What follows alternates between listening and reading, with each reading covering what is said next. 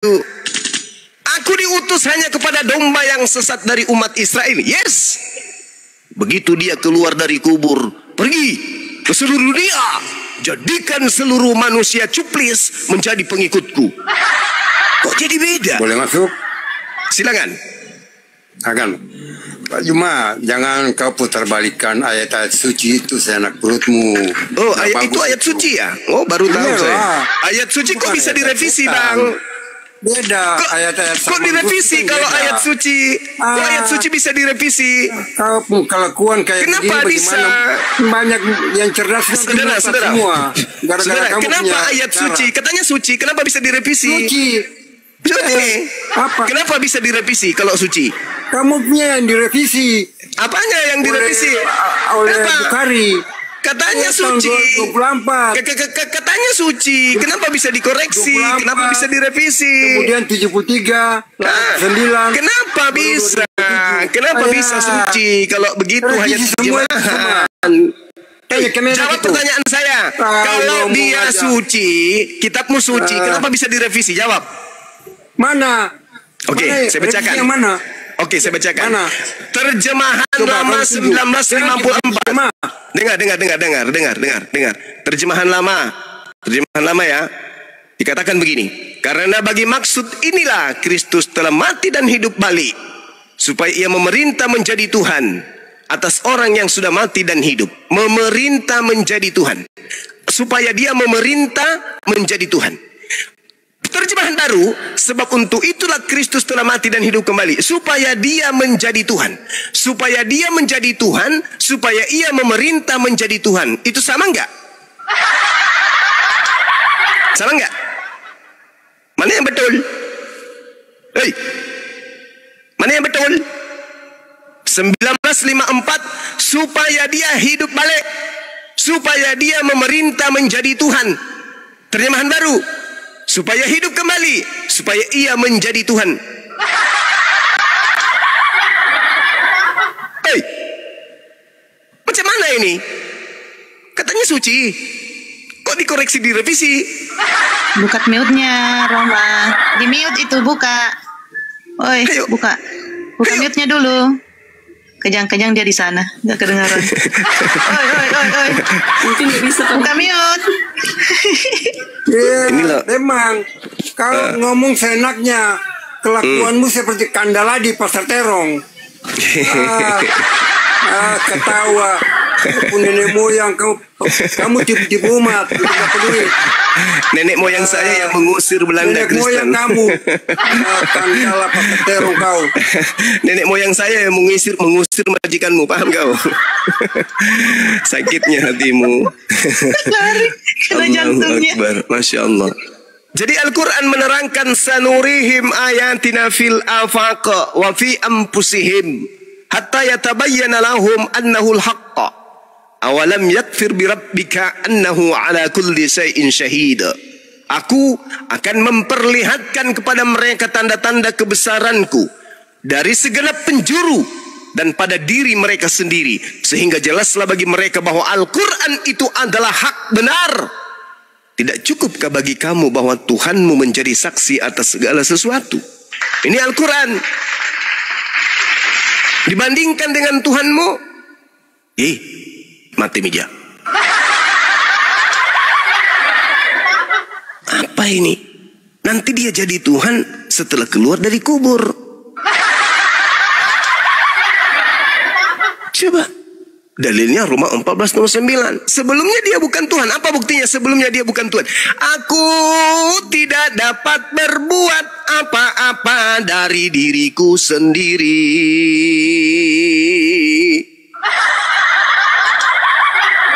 Itu mustahile orang ini Tuhan.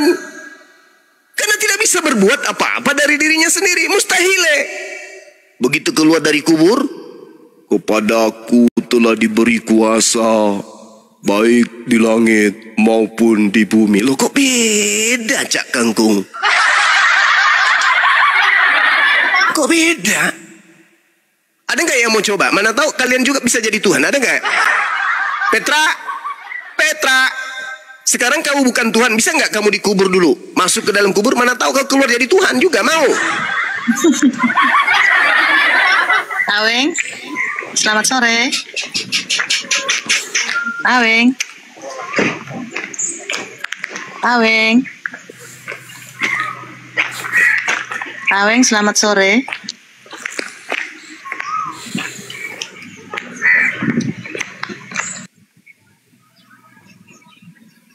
Petra, kamu mengatakan Tuhan kami mengutuk, Raja kutuk, katanya. Kutuk itu kan artinya apa itu ya? Mengutuk artinya mencelakakan, membuat keadaan orang itu kemudian tersial. Ya. Di dalam kitab yang kau imani, ya perintah membunuh itu terlalu banyak. Hujan, noise, teman-teman. Di dalam kitabmu, bunuhlah, bahkan perintah kutuk itu terlalu banyak. Di dalam Ulangan 27 itu jelas sekali perintahnya kutuk, terkutuklah dan seterusnya.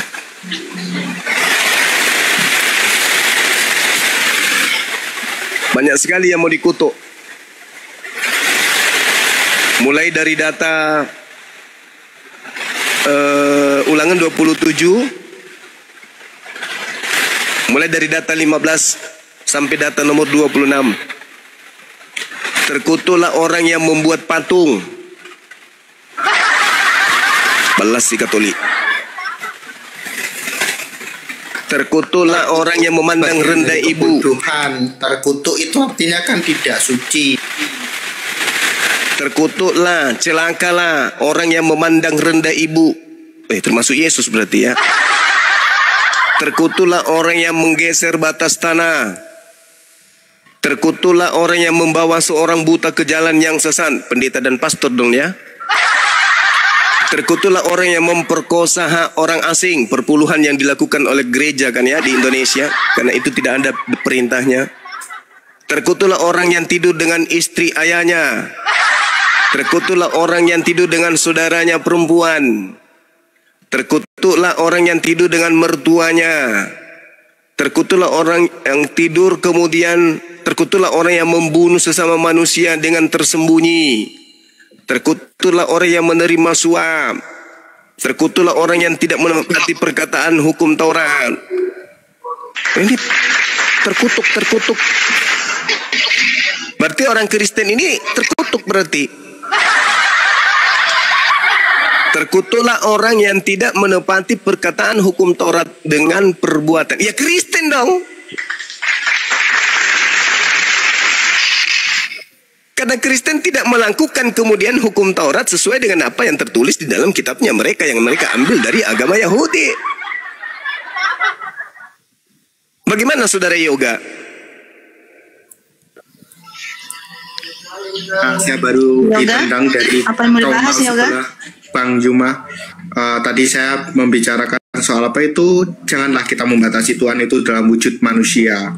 Kan mereka mengatakan bahwasanya kalau Yesus itu turun dalam wujud manusia, terutama laki-laki itu supaya manusia, umatnya itu merasakan keadilan. Bagaimana mungkin Tuhan bisa merasakan sakit yang diderita oleh manusia kalau dia tidak turun dalam wujud manusia? Itu saya cecar tadi, saya marahin mereka, cuman saya dikik barusan. Anda Kristen? Siapa? Anda Kristen? Tidak bang, dia punya agama 5 Ya, bang. saya garis tengah, semua saya anut. Agamanya 5 bang. Lebih parah. 6 berarti arah Tuhan. 6. Saudara, kalau Anda mengatakan bahwasanya Tuhan Anda harus turun jadi manusia dan laki-laki untuk merasakan penderitaan, apakah Tuhan Anda sudah pernah merasakan nikmatnya penderitaan melahirkan? Maka dari itu saya kritik bang tadi. Bang Mat, saya tadi bilang gini, kenapa Tuhan itu tidak turun dalam bentuk cewek supaya dia merasakan apa yang sakitnya orang tua ketika melahirkan? Atau kenapa dia tidak berbentuk cewek aja, cewek dan cowok, supaya ada rasa keadilan? Laki-laki pernah, jadi cewek juga pernah, atau jangan-jangan dia itu keturunan kedua Yesus? Kan seperti itu, cuman saya dimarahin bang. Nanti saya bikin pabrik Softex untuk Tuhan. Karena kalau Tuhannya lagi haid, baru dikasih. Itu bang. Softex itu kan bagian dari ketidaksucian bang. Kalau kita bukan kita sih, tapi kalau kaum perempuan, kaum hawa sedang perlu sholat, berarti dia tidak boleh sholat kan? Ya sudah. Kalau begitu Tuhan saya bikin saya bikinkan WC umum untuk Tuhannya kan laki-laki. Bagaimana kalau diberikan sesuatu yang khusus bang? Artinya Tuhan itu tidak maha adil karena enggak, kalau perempuan kan khusus kan seperti itu bang. Kalau perempuan kan Tuhannya haid berarti kan tidak suci. Nah kalau laki-laki masih suci enggak? Ya tidak, makanya tadi saya marah mereka janganlah. Berarti Tuhan tidak boleh jadi laki-laki manusia, nggak boleh karena itu menodai kesuciannya berarti. Gini juga penganut Kristen bang, jadi kan agak malu gitu loh kalau logika mereka pendek seperti itu. Iya, maksudnya kan Anda mengimani Tuhan Anda jadi laki-laki kan? Tuhan saya satu, tetapi saya menganut Kristen juga itu benar. Iya, berarti Tuhan Anda pernah jadi bayi. Nah, itu yang saya masalahkan. Saya menyebut Yesus itu utusan. Bukan Tuhan berarti? Bukan, karena kan Tuhan itu yang maha kuasa, yang maha tunggal. Nah, ini juga yang saya kritik dari umat Islam, Bang. Kenapa mereka menamakan Tuhan itu tidak boleh? Kenapa? Karena sesuatu yang memiliki nama itu artinya dia jamak. Contoh, manusia perlu diberikan identitas.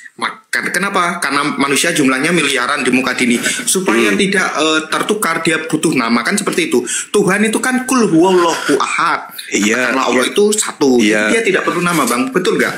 Makanya di dalam Al-Quran itu dikatakan Allahu la ilaha illa huwal hayyul qayyum. Allah tidak ada Tuhan selain dia. Berarti Tuhan itu cuma Allah, tak ada yang lain. Itu Al-Quran yang menegaskan itu. Nah, kalau itu aku setuju, Bang. Tapi jangan menyebut Allah itu sebagai persepsian nama dari Tuhan. Allah sendiri adalah bentuk Tuhan itu. Setuju nggak, Bang?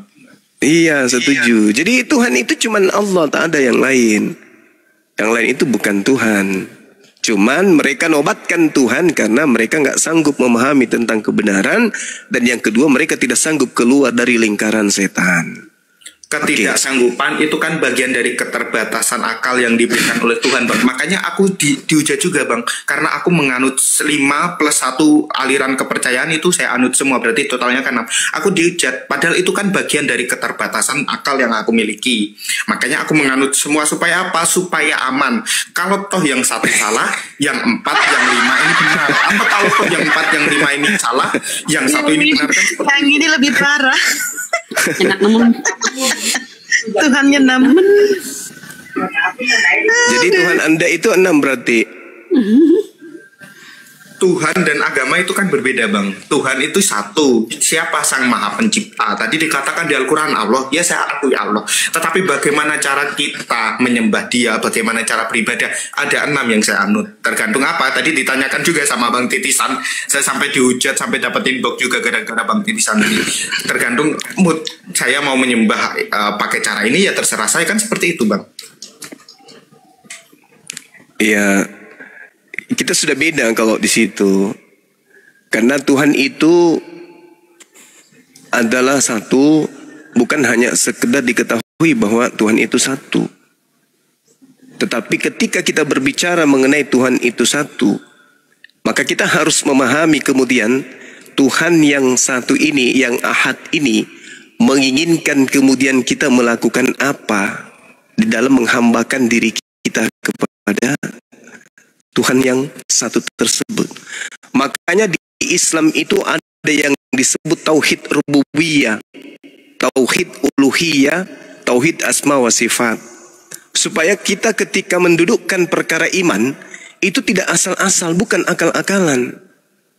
Bukan akal-akalan. Ketika kita sudah mengetahui bahwa Allah itu ada, Dia adalah satu-satunya Tuhan, maka yang perlu kita lakukan kemudian adalah tauhid uluhiyah. Setelah kita memahami rububiyahnya, maka kita harus beruluhiyah. Memahami bahwa realisasi yang benar dari tauhid uluhiyah hanya bisa terjadi dengan 2 dasar. Yang pertama, memberikan segala bentuk ibadah hanya kepada yang satu ini semata-mata tanpa ada sekutu yang lain. Yang kedua, hendaklah semua ibadah yang sesuai dengan perintahnya dan meninggalkan larangannya. Jadi apa yang diperintahkan oleh hakikat yang satu ini, itu yang kita laksanakan. Apa yang menjadi larangannya hakikat yang satu itu yang kita tinggalkan. Itu yang disebut tauhid uluhiyah. Bukan cuma berkata Tuhanku adalah satu, tetapi kita tidak mencerminkan dalam perilaku keagamaan kita bertuhan satu, melainkan kita mengikuti juga Tuhan-Tuhan yang lain, sembahan-sembahan agama lain. Gugur berarti. Kemudian yang ketiga, dalam Islam itu setelah kemudian tauhid rububiyah, yaitu tauhid di mana kata yang dinisbahkan kepada salah satu nama Allah, yaitu Rabb, nama yang memiliki arti lain, Al-Mubarri, Al-Murabbi, yang pemelihara, An-Nasir, penolong, Al-Malik, pemilik, dan seterusnya. Dalam terminologi syariat Islam, tauhid rububiyah itu artinya percaya hanya kepada Allah, satu-satunya pencipta, satu-satunya pengendali alam raya, satu-satunya pemilik segala sesuatu. Itu tidak boleh ada yang lain. Ketika masuk di sini Tuhannya beda, ketika masuk di sini Tuhannya beda. Itu berarti tauhidnya gugur. Setelah kemudian kita nisbahkan akal kita, iman kita, hati kita untuk merujuk kepada yang satu, Rabb, yaitu Allah Subhanahu wa Ta'ala, maka yang kedua selanjutnya melaksanakan segala perintah-perintahnya, menjauhi segala larangan-larangannya. Oleh karena itulah kemudian ada yang disebut syariat. Apa itu? Hal-hal yang mengesahkan Allah dalam ibadah dan ketaatan. Hari ini kita ibadah. Caranya gimana? Jam sekian kita ibadah. Caranya gimana? Jam sekian kita ibadah. Caranya bagaimana? Itu yang disebut tauhid uluhiyah. Kita beribadah berdasarkan kehendak yang Maha Esa tadi. Bukan asal-asalan kita buat sendiri. Nyanyi, salto, kita karang-karang sendiri. Bukan kayak begitu. Jadi ketika kita mengatakan Tuhan itu satu, implementasi dari pernyataan kesaksian iman kita itu harus kita urai dalam prosesi ibadah rutinitas ritual berlandaskan kepada apa yang menjadi petunjuk ibadah. Salat, puasa, zakat, dan seterusnya. Itu petunjuknya, maka lakukan.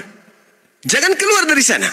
Ya, yang terakhir, ketika orang yang mengaminkan bahwa Tuhan itu satu, kita akan melakukan tauhid asma wa sifat. Apa itu? Pengakuan dan kesaksian yang tegas tanpa ragu atas semua sifat yang sempurna pada diri Allah. Itu yang harus kita imani. Sifat-sifat yang ada pada diri Allah. Penyebutan-penyebutan dari bagian-bagian dari kesempurnaan Tuhan itu harus kita imani. Maha melihat, maha mendengar, maha kuasa, dan seterusnya. Ini yang harus dipahami oleh orang-orang yang kemudian memahami tentang ilmu tauhid satu Tuhan. Allah Subhanahu wa Ta'ala menafikan semua bentuk sifat kekurangan bagi dirinya. Itu tidak ada. Seperti jadi manusia, jadi roh, apalagi jadi makhluk. Itu tak ada pada dirinya. Allah menafikan itu semua. Karena pada dirinya itu tidak ada kekurangan. Makanya dia tidak bisa kemudian terkungkung waktu dan juga terbatasi oleh ruang. Karena Allah itu tidak memiliki sifat kurang. Tidak bisa. Jadi Tuhan itu tidak memiliki sifat kadang-kadang. Kadang-kadang dia manusia, kadang-kadang dia pohon, kadang-kadang. Enggak ada. Tuhan itu sesuai dengan sifat yang melekat pada dirinya. Maha melihat, maha mendengar, maha kuasa, maha suci. Semuanya melekat pada dirinya. Dan sifat yang ada pada dirinya itu adalah hal yang terjadi pada dirinya sendiri. Bukan hanya sekedar dikatakan dia maha suci, tetapi jadi bayi mati. Dia maha kuasa, tapi dihantam tombak Romawi. Bukan hanya seperti itu, tetapi sifat yang benar-benar absolut dimiliki oleh hakikat yang satu. Nah, jadi cara kita untuk melihatnya gimana? Kita lihat alam semesta ini, kita tengok diri kita ini. Lalu bagaimana cara kita berhubungan dengannya? Kita beribadah sesuai dengan apa yang diperintahkan. Apa perintahnya? Tengok siapa yang betul-betul utusannya. Nabi Muhammad kah? Atau yang lain? Tengok dari sana. Pembuktian daripada siapa utusannya, lihat kitab sucinya. Apakah kitab sucinya pernah berubah-ubah? Apakah kitab sucinya itu tertinggal oleh keadaan zaman? Tertinggal dan hanyut oleh canggihnya kehidupan manusia di atas muka bumi ini?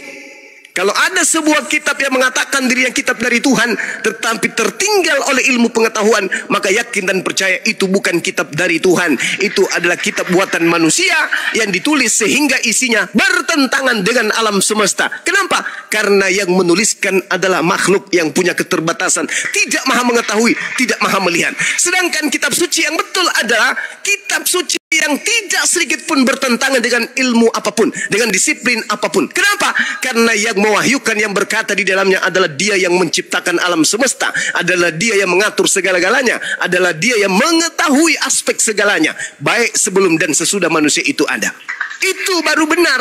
Jadi kalau melihat kitab suci yang betul itu, lihat di mana kitab suci itu selaras, sejalan, seia sekata, seirama, seritme, segelombang, senada dengan alam semesta dan juga perkembangannya. Jadi kitab suci itu tetap, tetapi perkembangan manusia dinamis. Namun sestatis-statisnya kitab suci tersebut, dia akan tetap dinamis beserta dengan keadaan kehidupan manusia. Itulah tanda kitab itu berasal dari Sang Yang Maha Mengetahui. Dan itu hanya Al-Quranul Karim. Subhanallah. Tak ada kitab selain daripada itu. Maka jadikan Al-Quran itu sebagai pedoman ibadah. Jangan Anda mengatakan Tuhan itu satu, tapi saya akui enam-enamnya. Kalau kurang satu, masih ada cadangan 5. Kalau satunya lagi kurang, cadangannya ada 4. Itu namanya akal-akalan.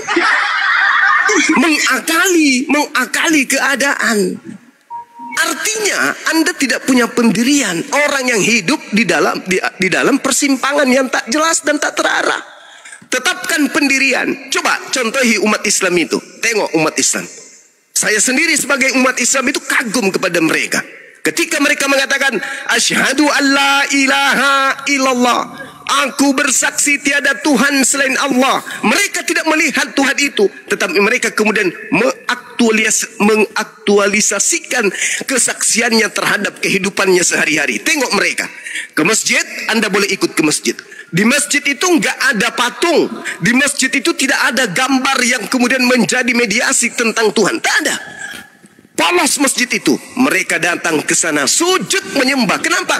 Karena mereka bersaksi atas noisnya hari ini. Mereka bersaksi atas Tuhan yang mereka sembah, bahwa Tuhan itu benar-benar ada meskipun tak nampak oleh mata manusia. Oh lala, Masya Allah, noisnya adikku ini keren kali. Jadi tengok umat Islam itu. Ketika mereka astagfirullahaladzim.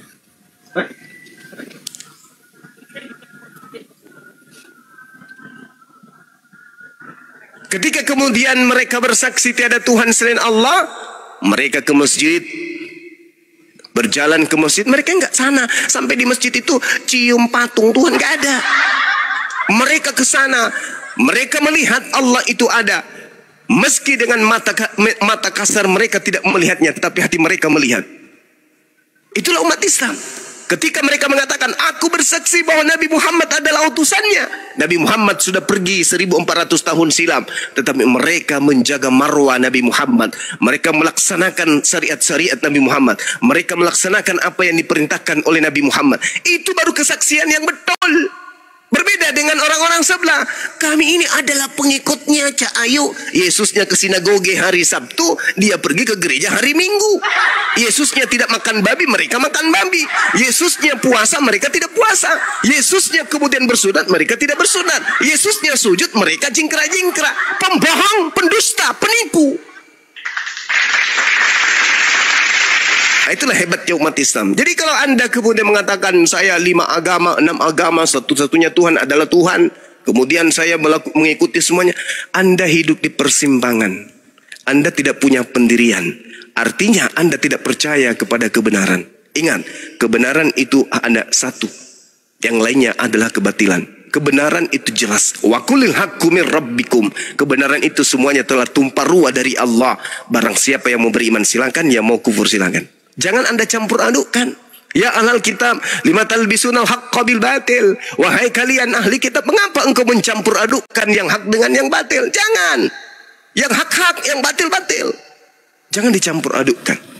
Nah, seperti itu saudara yoga. Jadi saran saya, pilihlah yang mana yang satu, tekuni satu ini supaya bisa Anda menuju kepada keridaan pencipta langit dan bumi.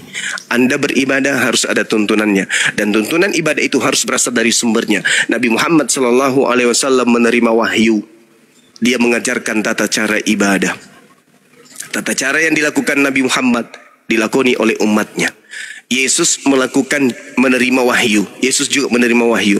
Yesus memiliki tata cara ibadah tetapi tidak dilakoni oleh umatnya. Ini pincang. Mengaku pengikut tapi tidak diikuti. Kalau kami mengaku pengikut Nabi Muhammad, kami mengikuti Nabi Muhammad. Semua apa yang dijalankan, semua apa yang dipraktekkan, yang harus kami contoh, kami ikutin. Tapi kalian orang-orang Kristen, pengikut Kristus, tapi yang diikuti bukan Yesus. Yang diikuti adalah orang yang keluar dari kubur. Sedangkan orang yang keluar dari kubur dengan orang yang keluar dari rahim Maria itu adalah oknum yang berbeda. Orang yang keluar dari rahim Maria dan orang yang keluar dari kuburan Yusuf itu berbeda. Itu oknum yang berbeda, bukan satu oknum yang sama. Karena orang Kristen menganggap itu adalah sama, maka orang Kristen senantiasa mengatakan Yesus 100% manusia dan Yesus 100% Tuhan. Kenapa Yesus 100% Tuhan? Karena mereka mengikuti makhluk yang keluar dari kubur tadi. Demikian saudara Yoga, saya harus izin ibadah sejenak, habis itu kita lanjut lagi. Silakan teman-teman. Bang, saya juga izin ada urusan ibadah juga. Iya, terima kasih Bang Zuma. Teman-teman, tolong dibantu tab-tabnya ya. Ternyata ini Komal terlihat di luar itu kosong. Ini saya sudah dapat peringatan sudah kelima kalinya. Jadi saya saling menjaga di aplikasi nih supaya bertahan. Begitu ya Bang Beni ya. Kelihatannya Bang Ben tadi. Bang Beni. Ya betul. Tadi saya lihat dari dua handphone saya kosong Komalnya. Cuma dengar suara aja. Coba ntar saya lihat di HP1 ini. Kalau sekarang udah mulai nampak. Udah normal. Oh, udah normal. Ini si Yoga katanya mau ibadah, mau beda apa? Yoga. Gak tahu tadi. Mau ibadah apa Yoga? Semuanya dilakonin kali, semuanya. Hari Minggu ke gereja, hari Jumat ke masjid. Ya, bentar ini lagi ibadah Rabuan namanya. Rabuan. Ibadah apa itu? Jam 5 menit biar berdoa sama seperti Islam, mungkin sholat. Berdoa kepada siapa? Rabuan itu kejawen. Yoga, kamu kejawen ya? Kejawen dia makanya tadi kan saya dibilang oleh Mbak Tiara ini kalau agama saya 5 bukan. Agama saya itu sebetulnya 6. Kalau aliran kepercayaan itu juga dihitung. Aliran kepercayaan itu apa? Termasuk kejawen, termasuk Sunda Wiwitan dan lain-lainnya seperti itu Mbak. Jadi lebih dari 6 sebetulnya malah. Cuman yang Fahri, bentar. Fahri, selamat sore Fahri.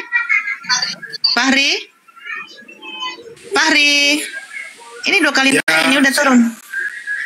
Ya. Ini Islam apa Kristen? Islam. Oh, assalamualaikum warahmatullahi wabarakatuh. Waalaikumsalam warahmatullahi wabarakatuh. Ada yang mau disampaikan? Ya, nanti aja nunggu Bang Zuma selesai ibadah aja Bu. Oh iya. Oh gitu. Ya, okay. Tapi Fakri ini Kristen atau Islam Bang? Islam Bang, dia Islam. Islam. Oh Islam. Iya. Tapi Anda sepakat ya sebagai orang Islam ajaran Kristen ini sesat ya di tema? Sepakat Bang, sepakat. Oke, berarti Anda sepakat ya orang Kristen sesat ya ajarannya Bang David. Ya. Selamat sore Bang David.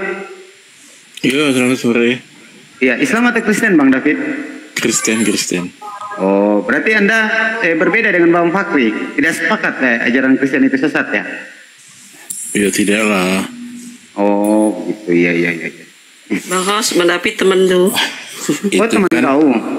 Itu kan pandangan Muslim kan gitu. Kalau pandangan kami kan bisa juga sebaliknya. Oh, gitu. Iya. Iya. Sebaliknya ya. Jadi memang Bentar, Yoga katanya mau ibadah dulu, jadi Yoga bawa dulu ya. Dia mau ibadah dulu. Betul. Oke. 1 menit selesai kok. 1 menit selesai. Ya, Oke.